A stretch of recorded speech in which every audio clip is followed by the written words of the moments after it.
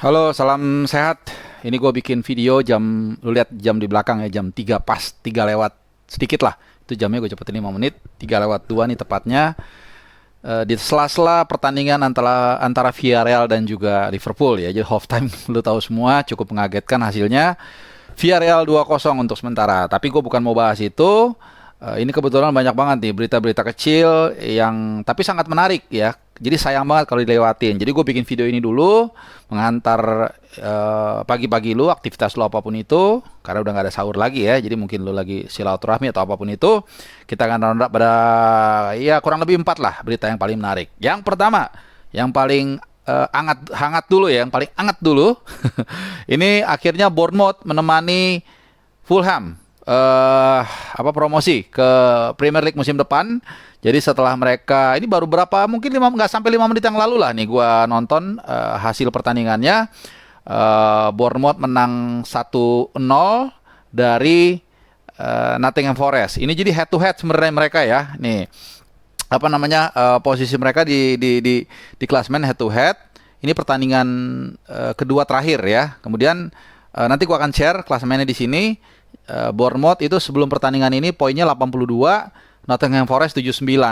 Jadi Nottingham Forest harus menang kalau mau mengejar lolos otomatis. Kalau kalah otomatis Bournemouth langsung promosi dan ternyata Bournemouth menang melalui gol 1-0 lot skor 1-0. Ini gol diciptakan oleh ya ini gue juga Kiefer Moore. Ya ini Kiefer Moore di menit ke 83. Jadi dramatis banget dan seperti biasa ala-ala Championship Division atau sepak bola tier kedua Liga Inggris atau bahkan tier ketiga biasanya habis pertandingan dan inilah home game dan promosi pula otomatis langsung menyerbu ke ke lapangan ya. Jadi ini setelah Bournemouth 1 tahun ya mereka ini mencicipi Liga Championship karena 2 musim karena musim lalu mereka juga ada di Championship tapi nggak berhasil lolos. Mereka itu terakhir mencicipi Premier League itu 2019-2020 ya, sebelum akhirnya degradasi.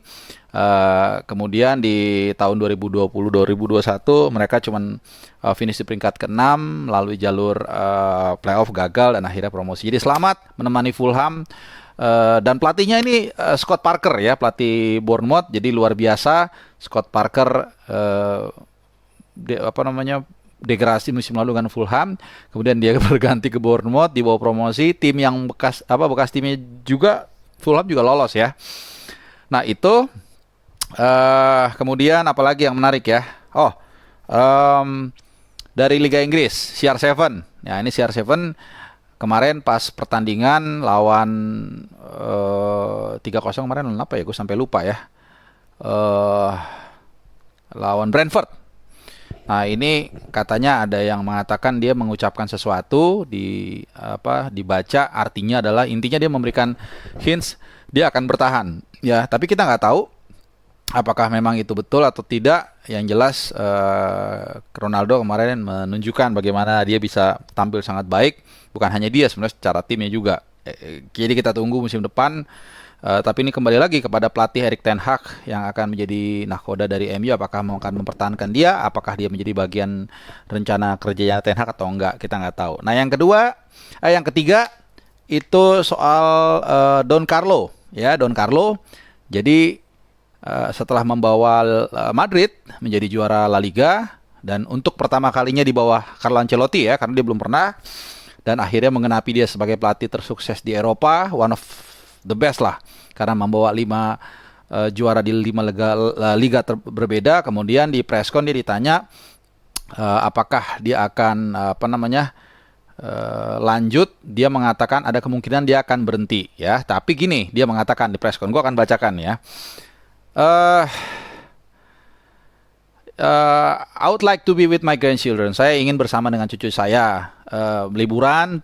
Ya nanti gue akan share dan gue akan translate liburan dengan istri saya. Kemudian juga ada ya banyak hal-hal yang ingin saya lakukan yang tadinya saya nggak bisa lakukan. Dia mengatakan demikian. Kemudian dia bilang ada banyak tempat juga. Ya ini menarik, nanti akan gue berikan standing point dari sisi gue ya. Ada banyak tempat yang saya tidak pernah datangi.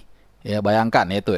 Salah satunya adalah Australia. Saya nggak pernah ke Rio de Janeiro.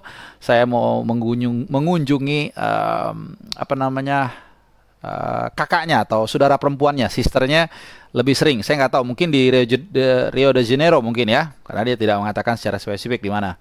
Tapi kalau rivernya sih kayaknya ke Rio de Janeiro. Kemudian dikatakan unfortunately, sayangnya ya kamu nggak bisa melakukan itu ya, karena dia waktu itu menjadi pelatih berbagai klub dunia ya. Jadi ketika saya nanti pensiun, saya akan bisa melakukan semua itu. Nah, jadi ini sedikit menarik ya. Kadang-kadang kita selalu merasa diri kita itu kurang. Kita merasa diri kita rendah, kita tidak bersyukur dengan apa yang kita miliki.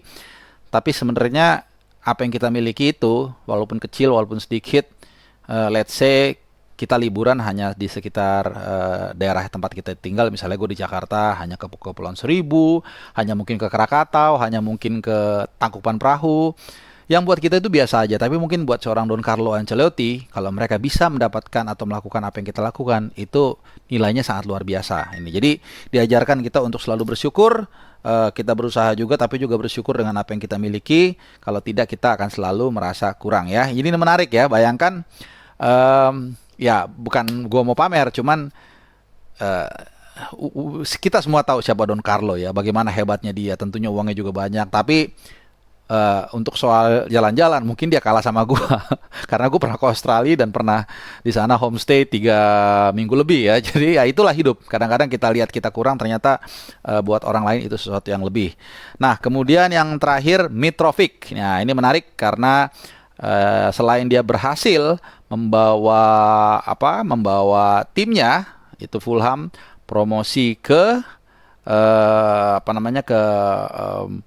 IPL, kemudian dia juga mencetak rekor ya, yaitu 43 gol, dan terakhir dia mencetak gol juga ke gawang Luton ya. Jadi ini membuat total golnya menjadi 43 ya, dicetak 1 gol di sini. Dia cetak 2 gol brace ya. Jadi total torehannya 43 ya, benar nggak 43 ya? 43. Nah, penalti 6, jadi dari open play itu 37 ya. Nah ini buat yang main IPL, ini satu masukan ya. Mungkin musim depan dia akan banyak dipakai atau dibeli sebagai striker ketiga ya. Biasanya mungkin murah ya. Dan juga Mitrovic jangan lupa, kita tahu dia membawa Serbia juga lolos ke Piala Dunia melawan Portugal waktu itu. Nah ternyata ada satu lagi berita dari Jerman. Mungkin lu udah dengar, tapi gue lengkapi aja biar sekalian. Thomas Müller ini sudah berusia 32 tahun. Kalau nggak salah tahun ini 33 tahun ya. 32-33 lah. Dia tanda tangan tambahan 2 tahun kontrak. Jadi sampai 2024. Ini pas banget Jerman tuan rumah. Müller akan tetap di Bayern Munchen. Jadi ini tanda bahwa Nagelsmann akan menjadikan dia sebagai ikon bagi Bayern Munchen, sebagai mentor. Seperti yang kita tahu, ada Dani Alves di Barca, ada Ibrahimovic di AC Milan, dan mungkin juga Juan Mata di Manchester United ya. Jadi itu, sama satu lagi gue lupa. Jadi ada 6 ternyata ya, lumayan banyak juga nih. Sambil nunggu Villarreal Liverpool main, mungkin udah main sekarang. It's okay, gue ketinggalan 5 menit nggak apa-apa.